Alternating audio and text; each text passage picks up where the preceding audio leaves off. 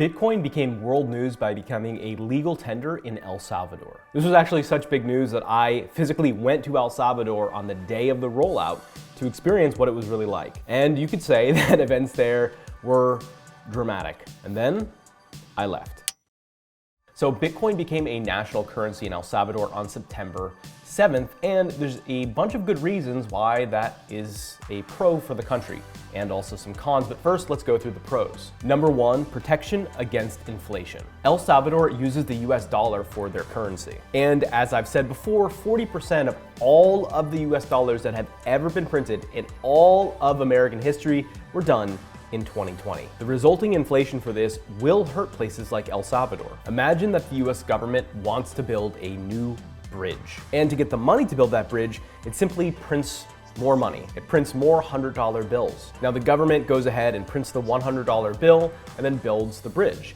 You, as a US citizen, now have your $100 bill that's only worth 99, but at least out of the deal, you have a new bridge in your community. El Salvador, which uses the dollar bills, kind of gets shafted because not only does their $100 bill fall to $99, they don't get a bridge. Pro number two is remittances. 23% of the entire GDP of the country of El Salvador comes from people working overseas and sending that money back home. This is what's known as a remittance. And about 70% of the entire population of El Salvador receives remittances in some way. President Nayib Bukele has estimated that service providers like Western Union and MoneyGram will lose $400 million a year because of Bitcoin adoption. Number three is access to a world financial system. Turns out only 29% of people in El Salvador actually have a bank account. Frankly, hiding your money under the mattress just doesn't work. Being able to store Bitcoin on your phone gives people a way to save that has never existed in the country for most people. You're here in El Salvador, you're in the USA, you're in Europe, you're in Canada, and you have the same opportunities. Having access for the first time to transact digitally. We start to see people saving money for the first time in our community.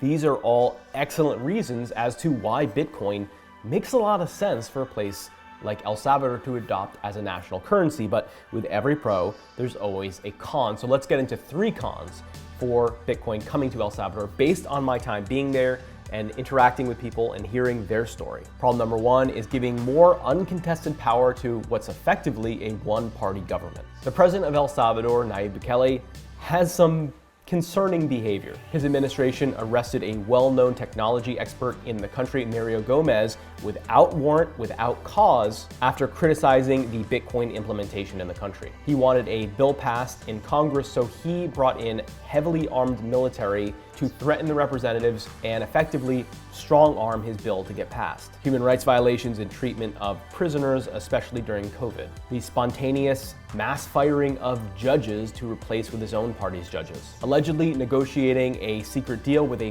violent gang known as MS-13. Even going as far as dismantling the Secretary of Transparency and Anti-Corruption and the Anti-Corruption Unit within the Ministry of Finance. Not only does this clearly break his campaign promise of having transparency, but it also paves the way to what's happening with Bitcoin, where there's absolutely no public oversight and transparency whatsoever. There's a Bitcoin wallet in El Salvador known as Chivo that's made by the government. There's evidence that the Bitcoin in El Salvador isn't even being held in El Salvador, but out of the country on Bitso, Binance, and Coinbase exchanges, thus having no internal security of their Bitcoin and also no public oversight. Con number two is lack of opportunity. Like everything in life, there are opportunity costs. If you buy one thing, you can't buy another. El Salvador claims to have 1,391 Bitcoin right now, all purchased with taxpayer money. I found the dates of 1,020 of those Bitcoins when they were purchased by looking at Nayib Bukele's Twitter. On the 1,020 Bitcoins, a total of $55 million was spent. Today, the value of a Bitcoin is $46,000. Today, the same 1,020 Bitcoins are worth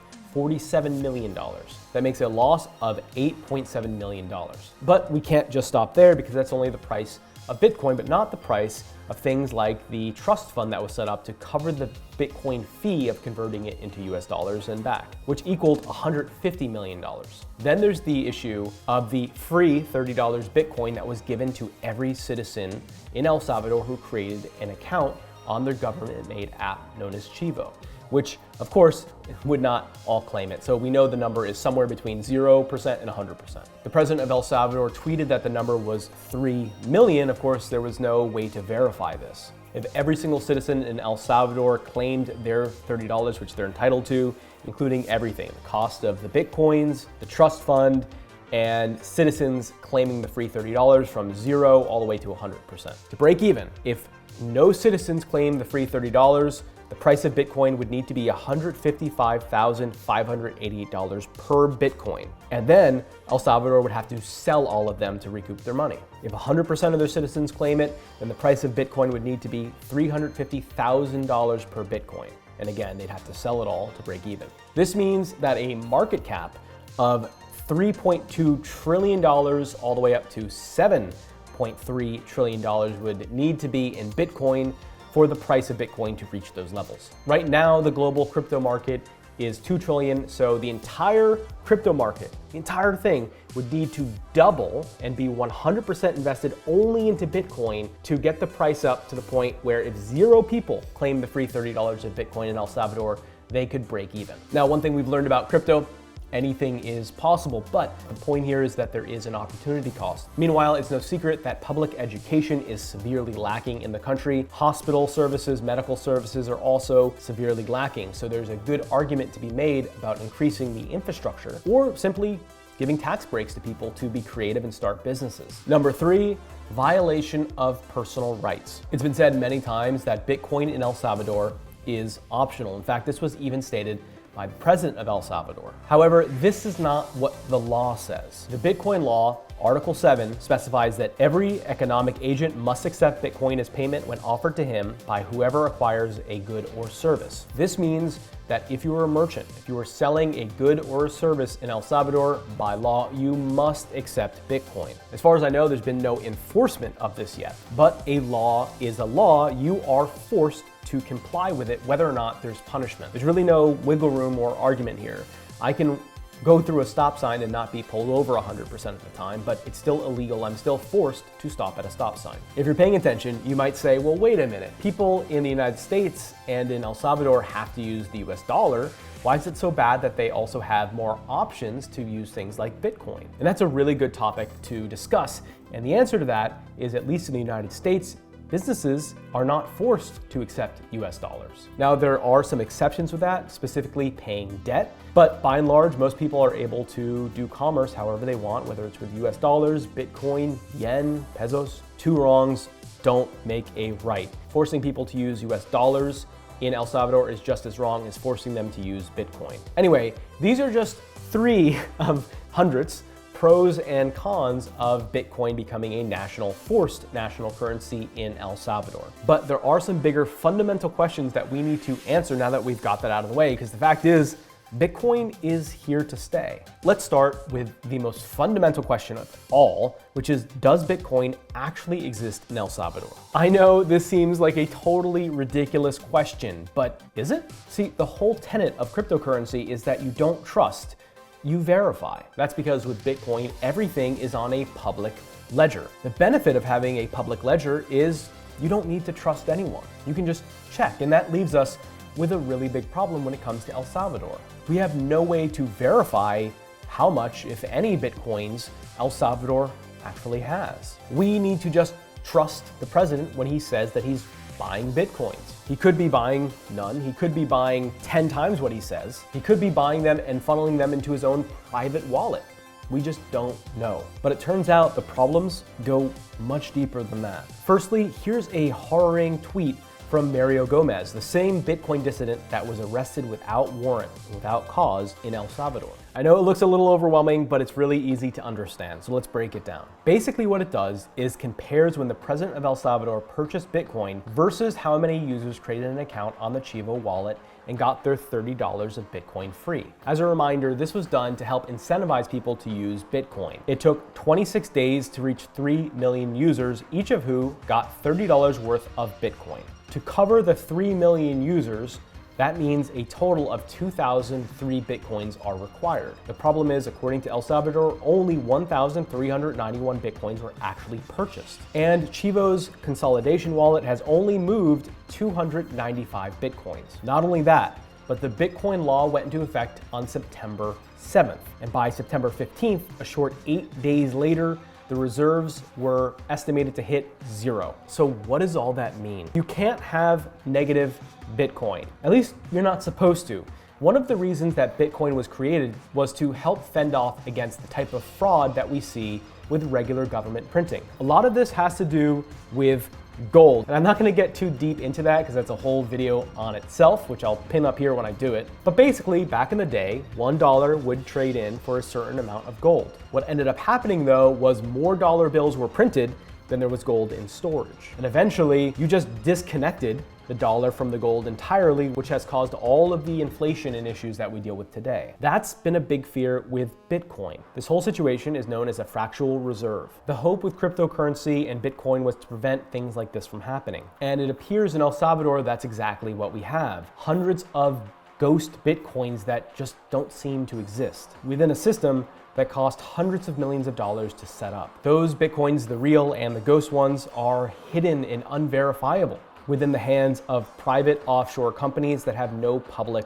oversight. Another fundamental question is El Salvador actually using Bitcoin? Again, this too sounds like a totally crazy question, especially because the news, Nayib Bukele, and all of the cryptocurrency YouTubers and influencers are talking about how El Salvador is a Bitcoin haven, only using Bitcoin. There are people known as Bitcoin maximalists. These people believe that only Bitcoin should exist. Every other cryptocurrency has no value at all. In fact, they even use a vulgar term to describe other cryptocurrencies known as shitcoins. A very popular Bitcoin YouTuber known as Peter McCormack actually had an interview with Nayib Bukele, the president of El Salvador, where he asked him about shitcoins and how El Salvador is only about Bitcoin. We also have an industry with altcoins, we call them shitcoins.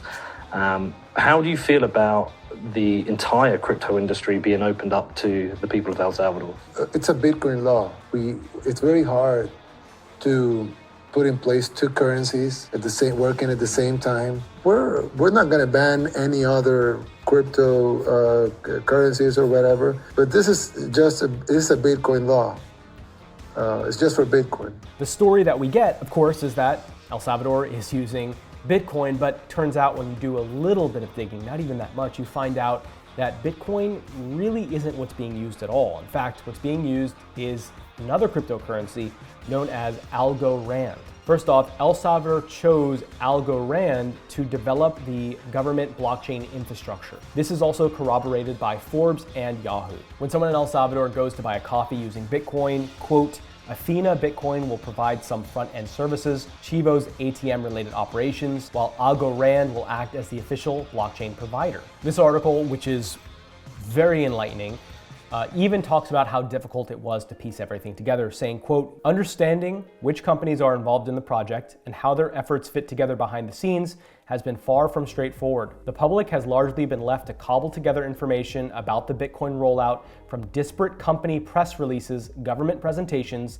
tweets from the country's populist president Nayib Bukele, news reports, and first-hand accounts. This has resulted in confusion about which companies are doing what exactly. Let's touch on a few key players though. There's BitGo, which provides security technology for the wallet, Bitso, which is the core service provider, Silvergate Bank, which works with Bitso on transactions that involve US dollars, and Coinbanks, a financial infrastructure company leveraging Algorand. This brings us to the central point here, which is the blockchain. The cryptocurrency that's being used in El Salvador to allow Bitcoin transactions is not Bitcoin. It's not the Lightning Network. It is Algorand. And the story doesn't even end here. There's a Latin American finance company known as Lemon that's been invested into by Coinbase Ventures. According to a South American newspaper by the name of Clarín, an article titled Lemon Cash, the Argentinian company behind the implementation of Bitcoin in El Salvador. Lemon stated that they are, quote, providing a tool to one of the financial institutions of El Salvador to be able to accept payments in Bitcoin, and that simultaneously they do not run the risk due to volatility of digital assets, giving them the possibility that the asset can be converted into dollars in real time. In El Salvador, we have Bitcoin, but it's brought to you by Algorand. And I know there's a lot of confusing stuff here. It's confusing for me too. Their internal country's blockchain does seem to interface with Bitcoin and with Lightning. When users tried to send money out of Chivo to Bitcoin and Lightning, theoretically they can. And the reason I say theoretically is because from my own personal experience, I've had money that I've sent from a Chivo wallet to my own wallet that still has not arrived. And right now I'm recording this in January of 2022, and I sent it September 9th. In 2021, still hasn't come. There's also been hundreds of thousands of dollars that have been lost from Chivo. When I left El Salvador, I was optimistic that despite all of the problems, all of the difficulties with the rollout, the individual person in El Salvador would have a greater future because of what was happening. Today, that story has become more complicated. It seems that El Salvador is drowning in debt from the recent venture into Bitcoin. It seems like they're relying on private companies to handle national funds. It seems like they're not really being truthful about using Bitcoin and the Bitcoin technology and blockchain. And really, they're using Algorand, and they're not being forthright about it. It seems like they have 1,300 Bitcoins when really they need 2,000 to make up for all the free Bitcoin that they've distributed to their citizens. It seems like they have a fractional reserve system. I don't know where things will go in the next month, 6 months, year, 10 years, but I will be there when it happens. So you can subscribe to this channel to get videos just like this where I get rid of the fluff. We really look into what's going on in the world of crypto in a very beginner, non-technical, friendly, fun way. I'm a curious person, and I want to learn and experience what's happening without applying too much of my own judgment on it. So I will follow up with them in the future, and hopefully I'll return physically back to El Salvador too. If you'd like to learn more about what the rollout was like, and it was rough, you can go ahead and click the video card up there, and you can see my experience firsthand being in El Salvador and seeing the rollout. We've entered in a really complicated story, but hopefully this video has cleared a little bit of it up, at least as much as possible. All the sources for everything I talked about you can find in the description below. You should give them a read, especially if you're curious about what's going on, because let me tell you, there's so little transparency and there's so much conflicting information, and all of the hype around Bitcoin in El Salvador by people who are optimistic and enthusiastic about Bitcoin, but only adding to the misinformation, it really kind of hurts your brain. But it's important to go through, especially if you have interest in cryptocurrency. So that's it, guys. Thank you so much for watching, and I'll see you soon.